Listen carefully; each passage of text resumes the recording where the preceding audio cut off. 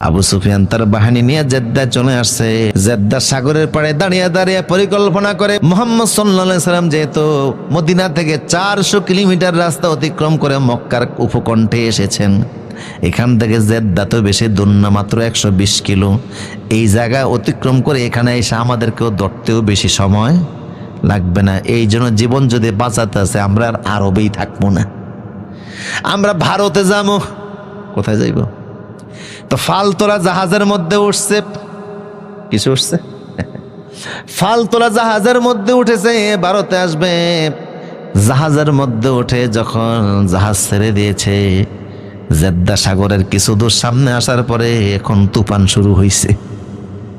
আমার প্রিয় সদি, এখন আবু সুফিয়ান বলল চলো জেদ্দায় যাব, তুফান শুরু হয়েছে।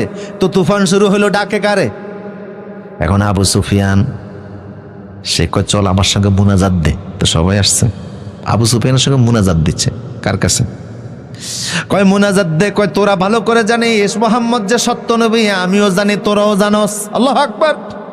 এখন বলে চল, তো বিপদ দিয়েছে আল্লাহ, আমরা তো জানি আল্লাহ সত্য, চল আল্লাহর কাছে মুনাজাত দেই। সবাই মিলে হাত তুলছে। কয় আমি মুনাজাতে যা বলবো তোরা শুধু আমিন বলবি। আবু সুফিয়ান সবাই রে মুনাজাত দিয়ে কয় আল্লাহ তুমি ভালো করে জানো যে তুমি একজন স্রষ্টা আছো, আমিও ভালো করে জানি তুমি আছো। অনেক কাফের মুশরিকরা আছে গোপনে আল্লাহ স্বীকার করতো, কিন্তু বাহিরে বলতো। কথা কন না আপনারা? আমার ফেসদে এত বিপদে পড়লো, শয়তানও সাহায্য চায় কার কাছে? সবাই জানে আল্লাহ আছে না নাই। আবু সুফিয়ান বলল আল্লাহ আমার লোকজন নিয়ে চাইছিলাম জেদ্দায় চলে যাব, কিন্তু কেমনে যাব? যে তুফান তুমি দিয়েছো, তো তোমারে ওয়াদা দিলাম এই তুফান যদি বন্ধ করে দাও, জেদ্দার শক্ত মাটিতে যদি গিয়ে একটু পা রাখতে পারি, আমরা কালেমা পড়ে মুসলমান হয়ে যাব।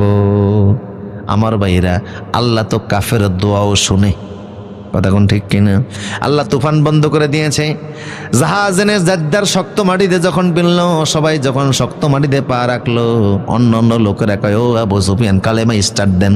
কয় বেটা একটু চুপ থাক, নদীর মধ্যে একটু হাওয়া বাতাস লাগেই, একটু জ্বর তুফান হয়, এটি স্বাভাবিক ব্যাপার। কয় আপনি বলছিলেন না কালেমা পড়বেন? কয় চুপ থাক, দেখি না কি হয়। আল্লাহ বললাম ফালাম্মা নাজ্জাহুম ইলাল বাররে ফামিনহুম মুক্তাসিদ, আমি যখন বিপদ দূর করে দিলাম তখন দুদিল মনের অধিকারী হয়ে গেল। কথা কোন ঠিক কিনা? বিপদ দেখলে আল্লাহরে ডাকে, আর বিপদ শেষ হয়ে গেলে তখন কয় জাহাজের মাস্টার বড় দক্ষ ছিল, বিমানের পাইলট বড় প্রশিক্ষিত ছিল, গাড়ির ড্রাইভারটা বড় ট্রেনিং প্রাপ্ত ছিল, এরকম আছে না নাই? আল্লাহ কয় বিপদ থেকে বাঁচাইলাম আমি, আর প্রশংসা করে কার? কথা কোন ঠিক কিনা?